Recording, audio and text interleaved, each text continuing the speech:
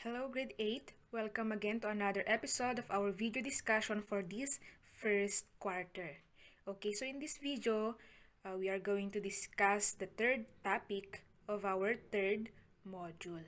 Okay, so in this video, we will be discussing about sound, light, heat, and temperature. So please tune in. I hope you are going to finish the video until the end.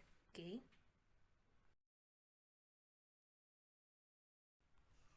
So in this module or video, we are going to discuss first about sound. Okay, so we have here objectives. So at the end of this topic or this video, you should be able to describe how sound is produced, identify factors that affect the speed of sound, explain factors that affect the speed of sound, and investigate the effect of temperature to the speed of sound. Okay. Sound is an essential part of our existence, and it gives beauty and life to the world. Of course, what do you think will happen to the world if there is no sound? What do you think the world will be without sound, no? Ano kaya mangyayari kapag wala tayong sound or walang sound na naproproduce? Okay? It will be, of course, boring, dull. Okay, what else? Have you ever wondered how sound is produced and why sound is delayed when it comes from afar? So nagtataka ba kayo na minsan yung sound is nadi-delay? Halimbawa, kapag may kidlat at kulog. Okay, usually sabay yan na nangyayari. Okay, they occur at the same time. But then, yung na-experience natin dito is nauuna yung kidlat and then afterwards susunod yung kulog, di ba? Okay, so what do you think this happened, or what do you think is the reason why this phenomenon happened? So in this module, we are going to discuss about the factors that affect the speed of sound. Before we discuss further about sound, let me explain to you first the instructions for our activity 1.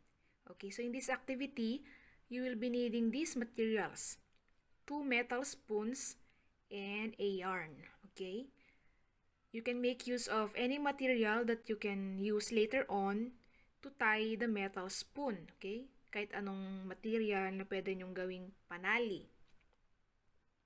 Okay, procedure: tie the spoon using yarn as shown in the picture. Okay, kita nyo naman siguro yung picture dyan. Gayahin nyo lang. Itali nyo yung spoon and assume na that is a bell. Using another spoon, strike the bell spoon. So, gamit yung isang extra na kutsara nyo, strike the bell spoon. Okay, guide questions. Number 1, what was created when the bell spoon was struck? Ano yung na-create nung in-strike ninyo yung bell spoon natin? And then number 2, what happened to the bell spoon as it emitted sound? Okay, anong napansin ninyo na nangyari sa bell spoon habang nagpo-produce ito ng sound? Number 3, when did the bell spoon stop producing sound? Kailan tumigil yung bell spoon natin na nag-produce ng sound? Okay, number 4, what objects can best represent the concept that a vibrating object produces sound? Okay, ano pa yung mga ibang objects na alam ninyo na kapag nag-vibrate ay nagpo-produce ng sound? Okay, magbibigay ako ng isang example. Your phone, kapag sinet mo ng vibration mode, okay, once na may na-receive kang notification or text message, it will vibrate and it will eventually produce sound, right? Ano pa yung mga bagay na kapag nag-vibrate, nagpo-produce ng sound? Okay. Number 5, what is required for sound to travel? Ano yung kailangan ng sound in order for it to travel? Or what must be needed in order for sound to travel to your ears? So later on, I will discuss how sound travel. Okay. Sound is produced when particles or molecules vibrate, transferring sound waves or energy.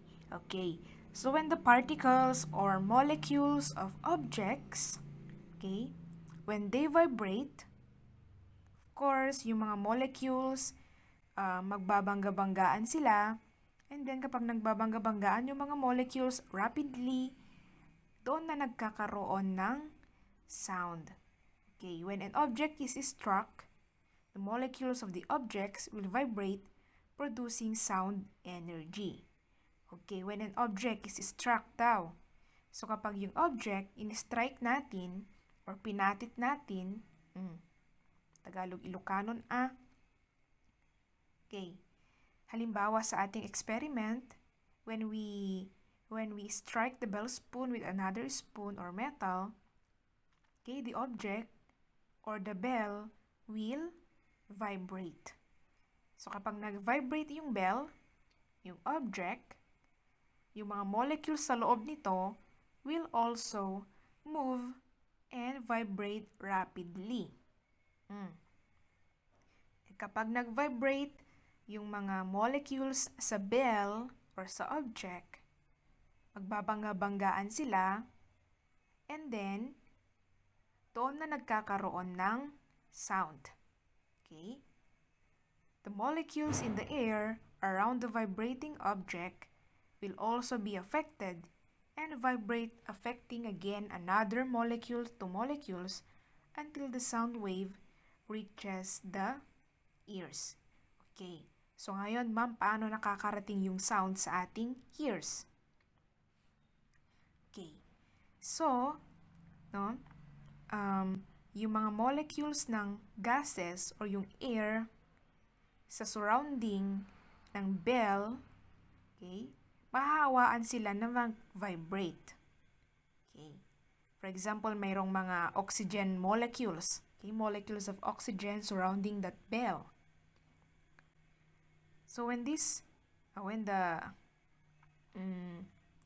bell produce sound and vibrate, mahahawaan yung mga molecules ng oxygen sa surrounding niya, and then yung mga molecules, hahawaan niya rin yung mga kapwa niya molecules sa air.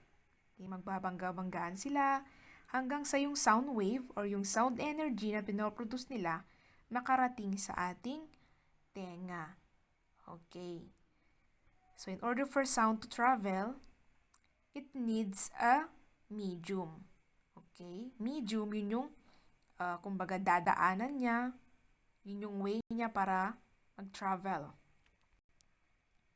Okay. Before we proceed discussing the different factors that affect the speed of sound, let's have this second activity. Okay? Watch the video on this link and answer the questions afterwards. So, sa given link po dyan sa inyong module sa DMC, okay, kapag hindi nyo po maklik yung link, pwede nyong long press and then copy and then paste nyo sa Google Chrome or pwede nyo ring i-paste sa ating YouTube. Okay, and then afterwards, after watching the video, answer the following 5 questions. Number 1, which media does the sound travels the fastest? Saan daw mas mabilis mag-travel ang sound? Is it a solid, liquid, or gas? Number 2, what are the 3 factors that affect the transfer and speed of sound? Okay, so ano yung 3 factors or ano yung 3 dahilan kung bakit or nakakaapekto sa speed ng sound. Okay? Number 3, from the 3 factors mentioned on the video, choose one and explain how it affects the sound speed. Okay. So from the 3 factors, pili kayo ng isa and then explain nyo kung paano ito nakakaapekto sa speed ng sound. Okay, number 4, at which temperature does the sound travels the fastest? And then, at which temperature produce the highest frequency sound? So sa number 4, anong temperature kung saan mas mabilis nag-travel yung sound? Okay, makikita nyo daan sa video sa may part ng experiment. Kasi diyan sa video, nag-experiment siya on how temperature affects the speed of sound. Okay, number 5, at which temperature produce the highest frequency sound? So, nandyan din sa video, doon sa experiment na ginawa niya. Okay? So, the factors that affect the speed of sound are elasticity, density, and temperature. Okay, so before that, to understand better how these factors affect the speed of sound, let's first orient ourselves with the nature of molecules when it comes to its kinetic energy. Okay, so before tayo mag-proceed discussing the factors, no, kailangan muna nating intindihin yung nature ng molecules natin when it comes to its kinetic energy. Okay, so molecules of matter, whether it be in solid, liquid, or gas, has kinetic energy. So, ibig sabihin, okay, yung mga molecules ng gases, liquid, and solids, meron silang kinetic energy. Ano yung kinetic energy? Na-discuss ko noon, yung first topic natin, first lesson. Kinetic energy is the energy in motion. Okay. Ibig sabihin, yung mga molecules ng matter ay continuous na gumagalaw. Hindi lang natin na-observe. Especially sa solid, hindi natin makita na yung mga molecules sa loob pala ay continuous na gumagalaw. Okay. This means that the molecules are constantly moving. O yun. An increase in temperature will also increase the kinetic energy. So kapag nag-increase yung temperature ng object or yung matter, okay, nag-i-increase din yung kanyang kinetic energy.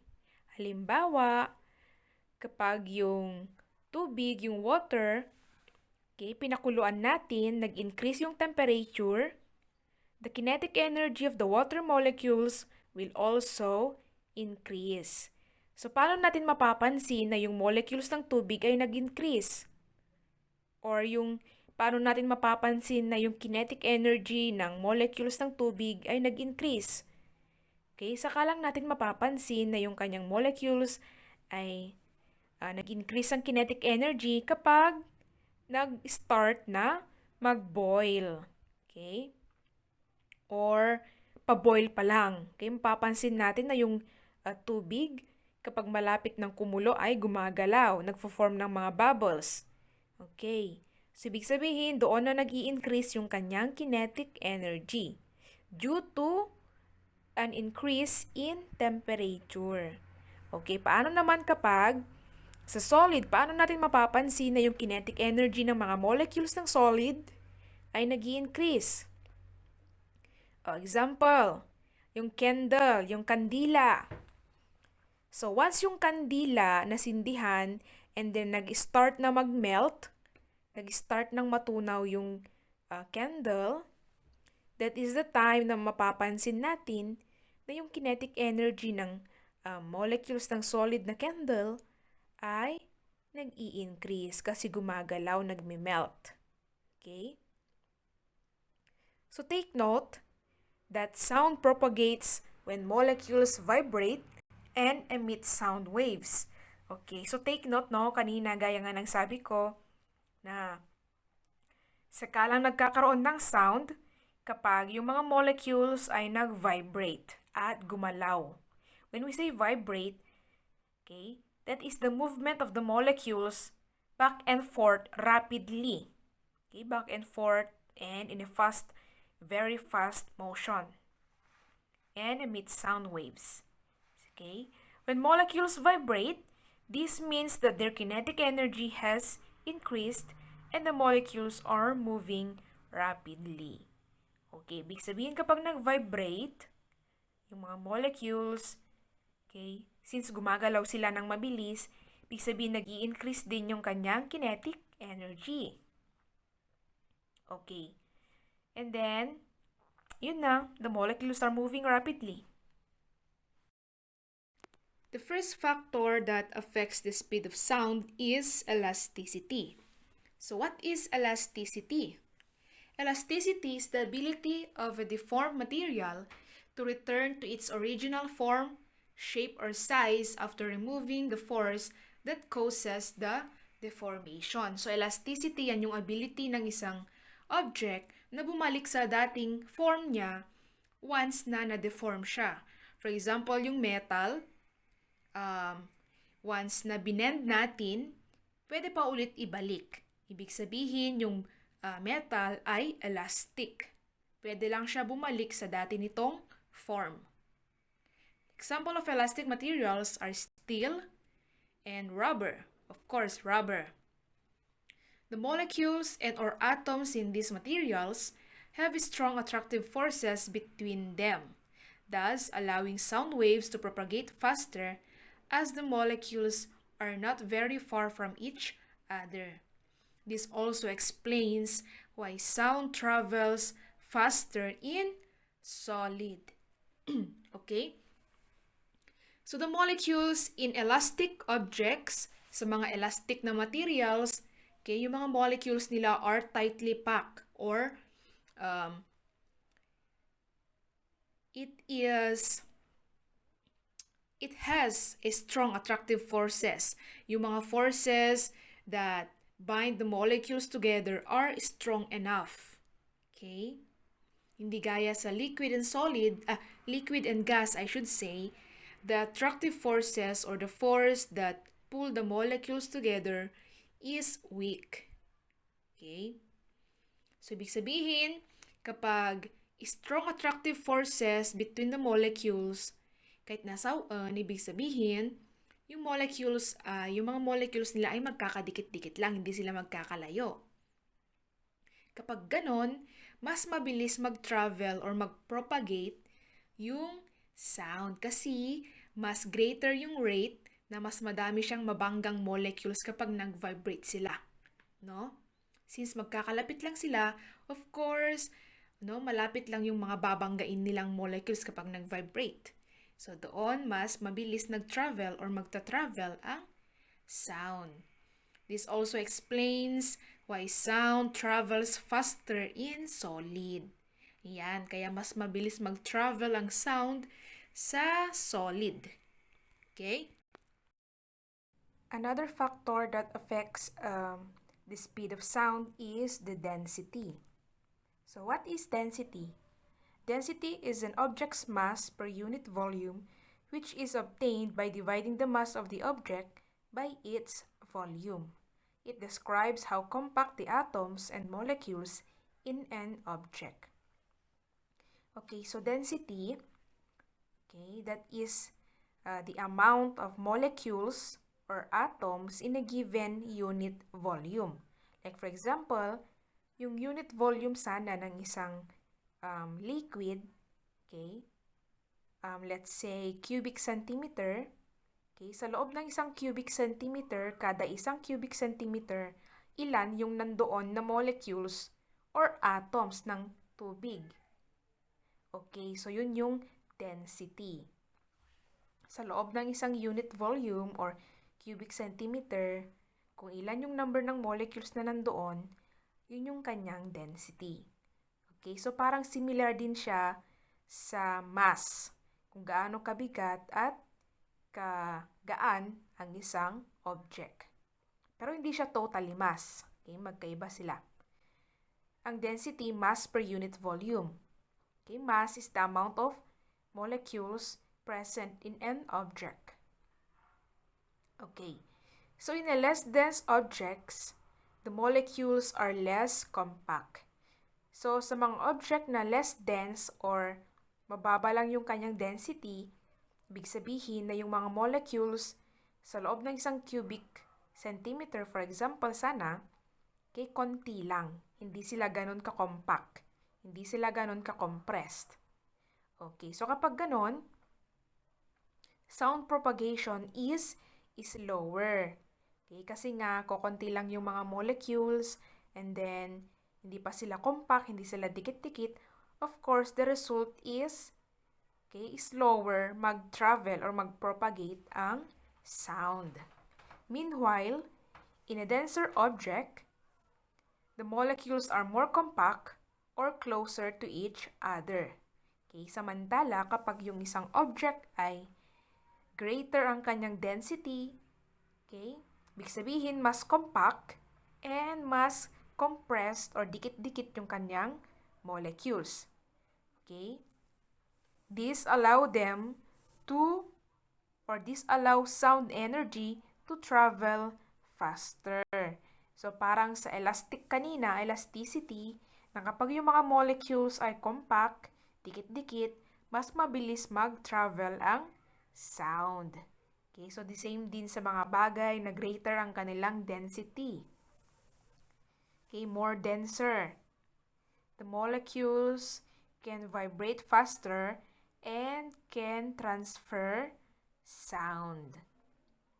So this explains why the sound of thunder is delayed. It is because the density of gas molecules in the atmosphere aside from varying temperatures. Okay. So sabi natin kanina sa ating introduction, okay, bakit kaya nadidelay yung thunder compare sa light or lightning? So yung lightning and thunder, they occur at the same time. But then, nahuhuli yung sound ng thunder. Sumusunod siya after ng lightning, right? Okay, so the reason is that, aside from temperature sa atmosphere, okay, density also plays a role. Okay? Kasi hindi pare-pareho yung density ng mga molecules ng gases sa atmosphere. There is a part na mas denser yung mga molecules, and then there is also a part na less dense or lesser yung kanyang density. Okay? So the last factor that affects the speed of sound is temperature. Temperature also plays a great role on the speed of sound. As mentioned earlier, an increase in temperature will also increase the kinetic energy of molecules or atoms. Okay. So sabi nga natin kanina na kapag nag-increase ang temperature, anong mangyayari sa kinetic energy ng mga molecules? Okay, it will also increase. Kapag nag-increase ang temperature, nag-increase ang kinetic energy, anong mangyayari sa sound propagation? Anong mangyayari sa speed ng sound? Okay, the speed of sound will be greater or faster. Kasi nga, na-excite na yung mga molecules. Okay? Their kinetic energy is already increased. Ibig sabihin, okay, they assist on sound propagation easily. Okay? Mas mapapabilis ang pag-travel ng sound since ang sound ay napoproduce kapag nag-vibrate yung mga molecules. Okay, so since sabi ko nga kanina na na-excite na yung mga molecules, nag-increase na yung kanilang kinetic energy, they are already moving rapidly, of course, they will aid in faster travel, faster propagation of sound. Okay. And now, let's proceed to our next topic in this module, which is about light. So at the end of this topic, you should be able to explain the hierarchy of colors in relation to the energy of visible light. Okay, so what is the importance of the concept of wavelength and frequency on understanding light? Okay, so later on we are going to discuss about wavelength and frequency. How important are these two factors when it comes to understanding light or how light behave? Colors can be associated to life and hope. Okay, it is what makes the world beautiful. Of course, without colors, what do you think life will be? No? Do you think we will be able to enjoy the view on our surroundings, the environment, if there are no colors? Okay, do you think we will be able to enjoy sunrise and sunset? Okay, so without colors, the world will be very dull, no? We won't be able to enjoy the sunrise and sunset without colors. Yes. But did you know that there is a lot of science behind it? Have you ever wondered how colors are produced and perceived? Hindi ba kayo nagtataka kung paano napoproduce ang colors? Okay. How such scenic sunsets appear to be breathtaking because of its magnificent hues. How these lights radiate energy. So in this lesson, we will discuss some properties and characteristics of visible light. Okay, explain the hierarchy of colors in relation to the energy of visible light. And we are also going to discuss phenomena such as blue sky, a rainbow, and red sunset using the concept of wavelength and visible light. Okay. Before we further discuss about light, okay, let's have this activity 3. So click the link, watch the video, and answer the process questions afterwards. Again,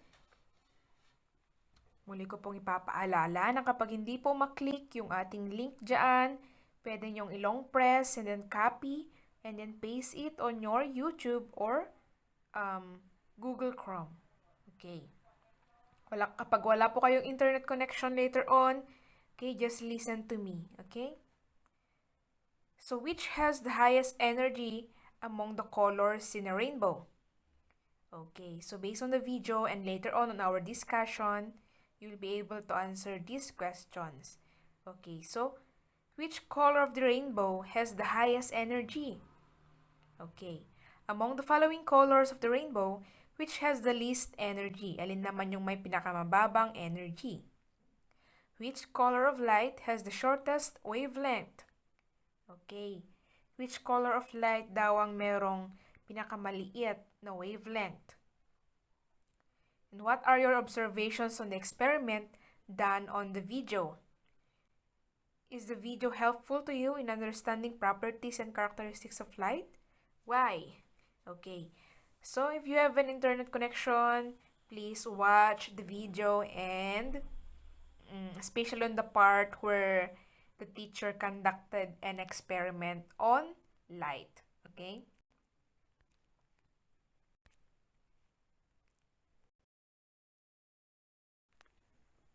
Light is a form of energy that can travel in space through the form of waves. So just like sound, okay, light also travels in a form of wave. The color of the sun's light is white, but it is a mixture of 7 different colors. So the color of the sun is white, right? But then that is a combination of different colors. Okay, yun na yung 7 colors of the rainbow. Frequency is how fast the wave vibrates or goes up and down. Okay, so frequency, yan yung kung gaano kabilis mag-move yung wave up and down. Okay, so yung drawing dito sa taas, yung red line dyan, yung red na parang wave, okay, that is wave. Kung gaano kabilis yan mag-move up and down, yun yung kanyang frequency. The wavelength is the distance between the two peaks of the wave. So, yung peak dyan is yung pointy end niya sa taas. Okay, yung pointy end niya sa taas, yan yung peak. So, kung gaano kalayo, kung ano yung distansya nilang dalawa, yung mga peak na yan, kung ilan yung distansya nila between them, that is the wavelength. Frequency and wavelength are inversely related, which means the greater the wavelength, the lower the frequency. Ibig sabihin, kapag greater yung distance ng wavelength nila, kapag greater yung distance between the two peaks, ibig sabihin, lower din yung kanyang frequency. Okay? Again, the greater the wavelength, the lower the frequency. Yes, of course, kasi kapag malaki yung distansya ng dalawang peak na yan, of course, mas mabagal siya mag-move up and down. Okay, whereas the shorter the wavelength, the higher the frequency. So kapag mas maliit naman yung distansya between the two peaks, kapag maliit lang, of course, mas mabilis mag-move yung wave up and down. So the higher the frequency. Again, the shorter the wavelength, the higher the frequency. And the higher the frequency, the higher the energy. Of course, kapag mataas yung kanyang frequency, mabilis mag-move yung wave up and down, of course, mataas din yung kanyang energy. Again, the higher the frequency, the higher the energy. So, in this picture or figure here, compare natin yung violet and then red. So, yung unit dyan na nm, okay, that is nanometer. So, meter, ibig sabihin, okay, that describes the length or wavelength. Okay, in red, we have 620, I should say, to 780 nanometer. So, that is the distance between the two peaks, or that is the wavelength of the color red. Okay, compare natin sa violet. Violet, the wavelength is 400 to 420 nanometer. So which do you think of these two color has the greater wavelength? Saan dyan yung mas may malaking distance ng kanyang wavelength? Is it violet or red? Okay, red kasi 620 to 780 ang kanyang nanometer. So, the greater the wavelength, okay, ano yung kanyang frequency kapag the greater the wavelength? Yes, the lower the frequency. The lower the frequency, okay, the lower the energy. So, yung red dyan, yan yung may pinakamalaking wavelength and at the same time, low frequency. Very low ang kanyang frequency. And kapag low ang frequency, low energy. Very low yung kanyang energy. Mababa. Compare natin sa violet. Okay. Yung kanyang wavelength ay shorter compared sa red. So kapag shorter yung kanyang wavelength, the higher the frequency. The higher the frequency, the higher the energy. Okay. So indigo, the wavelength is 420 to 440 nanometer. Compare natin sa blue. The wavelength of blue is 420 to 490 nanometer. Okay, so compare natin yung dalawa, indigo and blue. So which of them has the higher or the greater wavelength? Greater wavelength. Okay, blue. Blue has greater wavelength than indigo. So kapag greater yung wavelength ng blue, ibig sabihin lower yung kanyang frequency. Lower the frequency, the lower the energy. Okay. So, kapag mas lower yung energy ng blue, ano naman yung energy ng indigo? Okay, mas higher yung energy ng indigo. Kasi nga, 420 to 440 nanometer. Okay, yung wavelength niya is shorter compared sa blue. Okay, mas shorter. So the shorter the wavelength, okay, the higher the frequency. The higher the frequency, the higher the energy. Okay, nakuha?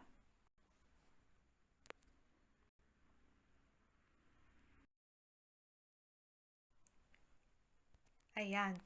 So, eto yung sinasabi ko kanina na wavelength. The measure or the distance between two peaks or between the crest. So, asan na?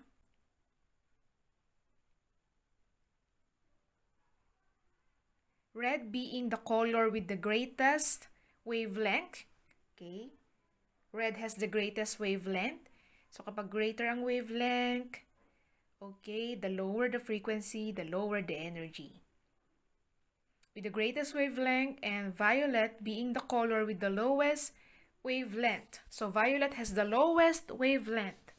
The lowest wavelength, the higher the frequency, the higher the energy. This also means that violet has the highest frequency and has the greatest energy. Okay, so inulit ko lang.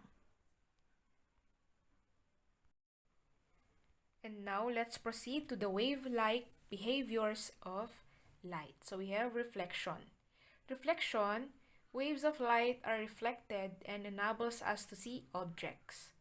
How light reflects of objects affects the colors we see as well. So reflection, that is simply the bouncing back of light. So example, plants absorb all the light, all the 6 colors, I should say, of light and reflect green. That's why we see it as green. Okay, so sa halaman, sa leaves, okay, ina-absorb niya yung ibang 6 colors. Okay, na-absorb niya. And then, yung green, nire-reflect niya. Yun yung nagbabounce na light, green. Kaya, okay, ang nakikita natin na kulay niya ay green. Kasi nga, yun yung nire-reflect niya na kulay. Okay? So, ganun din yung mga t-shirt natin. For example, if we wear a red t-shirt, okay, so yung cloth, yung material sa cloth mo, ina-absorb niya yung 6 colors and then yung red lang yung nire-reflect niya. Yung red light lang ang nagbo-bounce sa ating mata. Okay? Another example, what if black? What if you are wearing a black t-shirt? Okay, so sa black t-shirt, okay, yung material sa cloth mo, ina-absorb niya lahat-lahat. Okay, ina-absorb niya lahat yung 7 colors. Okay? Kasi kapag inire-reflect niya lahat, nagbabounce lahat yung 7 colors, ang lalabas dyan ay white. But then, kaya black, ina-absorb niya lahat yung light, yung 7 colors of light. Okay, and the outcome is black.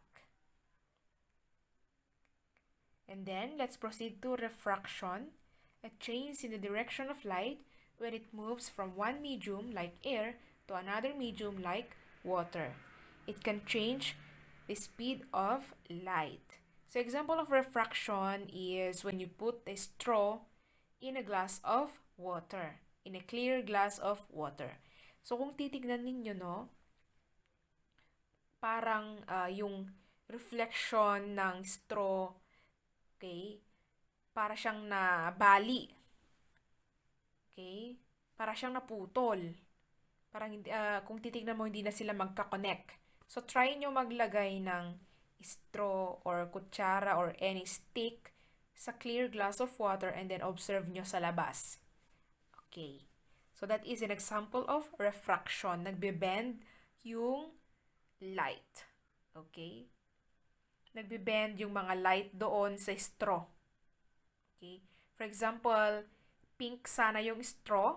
Pink yung straw. So, yung color niya na pink, nandun yung reflection.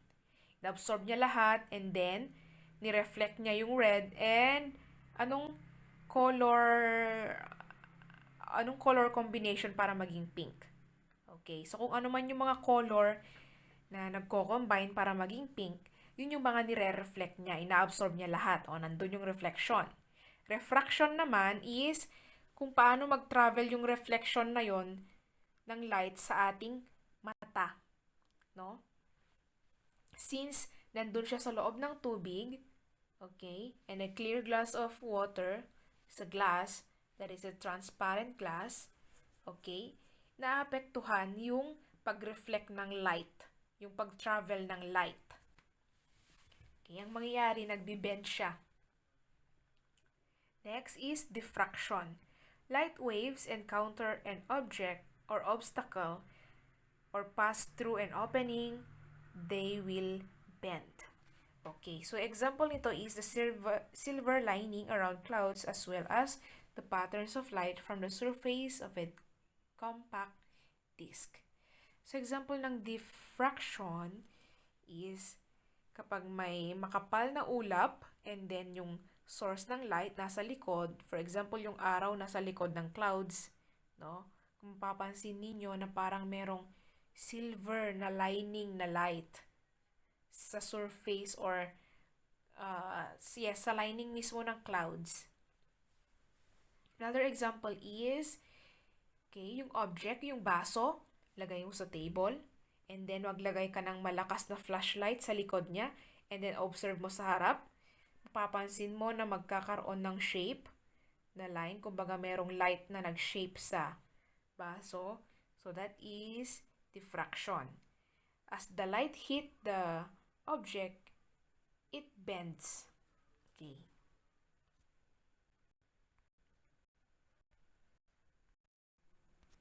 For your performance task number 3, create either a poster, an informative brochure, a creative PowerPoint presentation, or a video presentation discussing the phenomena such as a blue sky, rainbow, red sunset using the concept of wavelength and frequency of visible light. Okay. So dito, mamili lang kayo ng isa dyan. Pwedeng poster, pwedeng brochure, pwedeng PowerPoint, or video presentation. And then, pipili kayo ng topic na i-discuss ninyo. Pwedeng blue sky, rainbow, red sunset, okay? Using the concept of wavelength. So, dapat yung way ng pagka-discuss niya is related sa konsepto ng wavelength and frequency. Okay? Pwede rin sa wave-like behavior ng light. Okay? Pwede rin related doon. Okay? Your output will be evaluated by its relevance, organization of ideas, and creativity.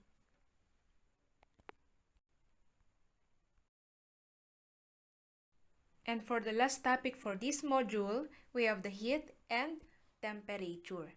So objectives, at the end of this topic, you should be able to differentiate between heat and temperature at the molecular level. And then, explain the effects of heat and temperature on the structure and movement of the molecules.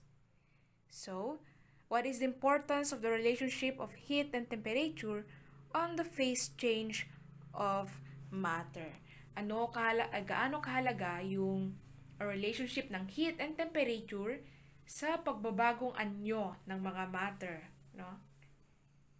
Phase change, ibig sabihin pagbabago ng anyo ng mga matter.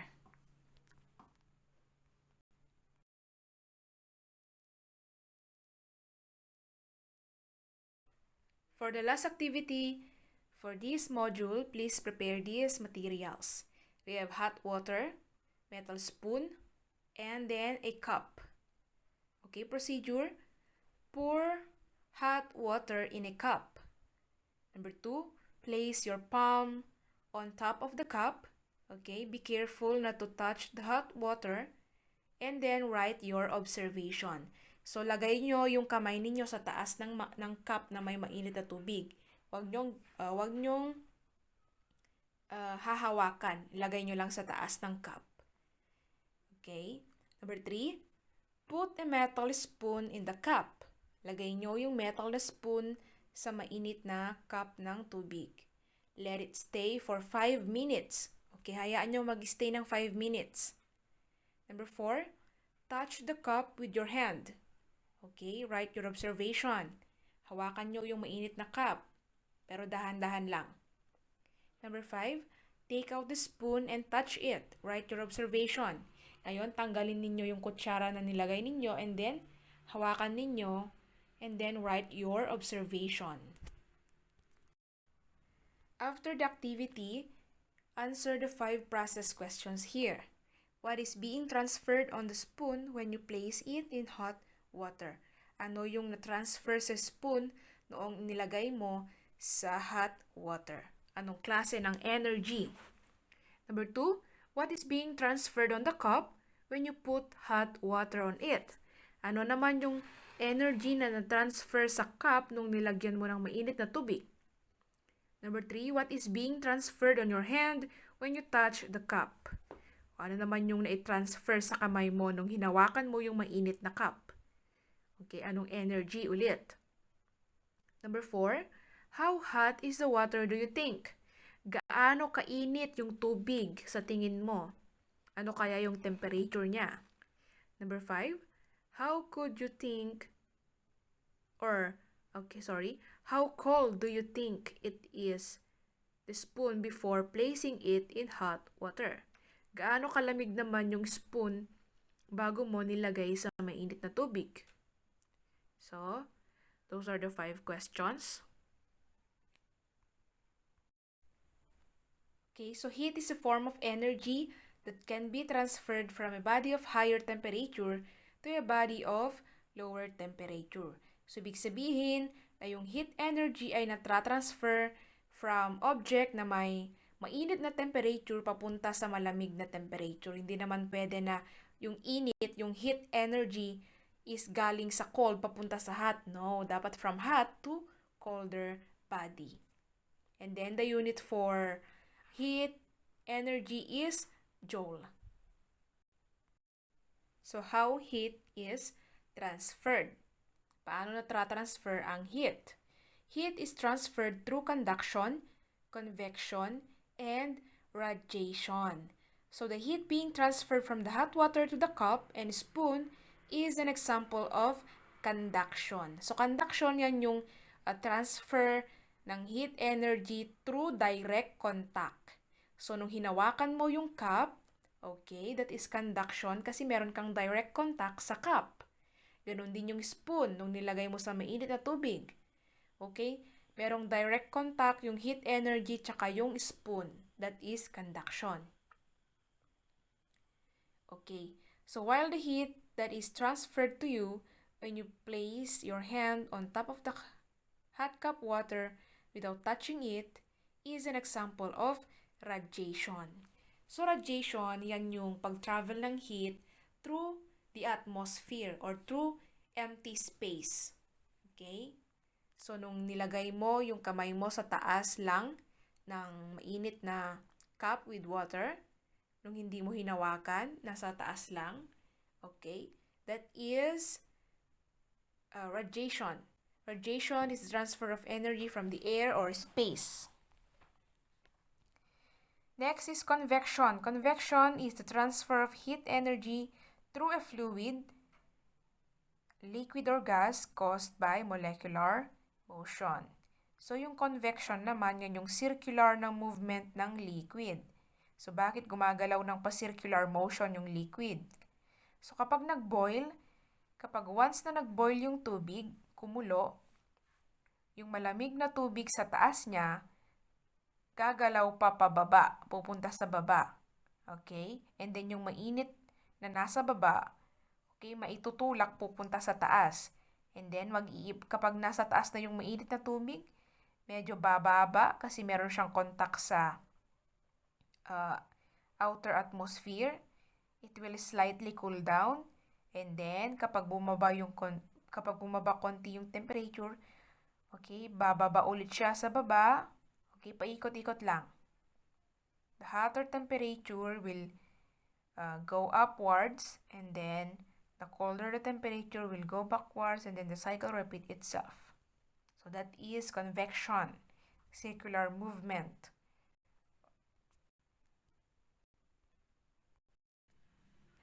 What is temperature?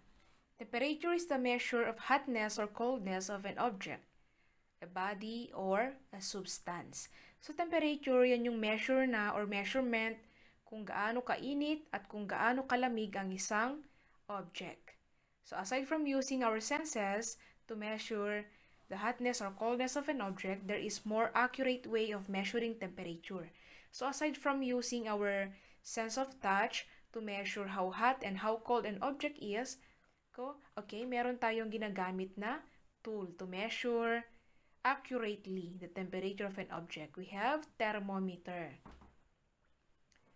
So, there are 3 units of measurement for temperature. We have Celsius, Fahrenheit, and Kelvin.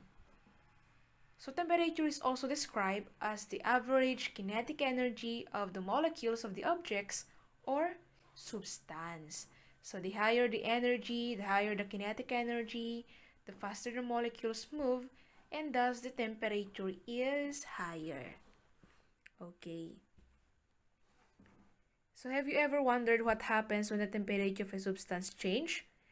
So, nagtataka ba kayo or hindi ba kayo nagtataka kung bakit nag-undergo ng phase change yung mga matter kapag nagkaroon ng changes sa temperature?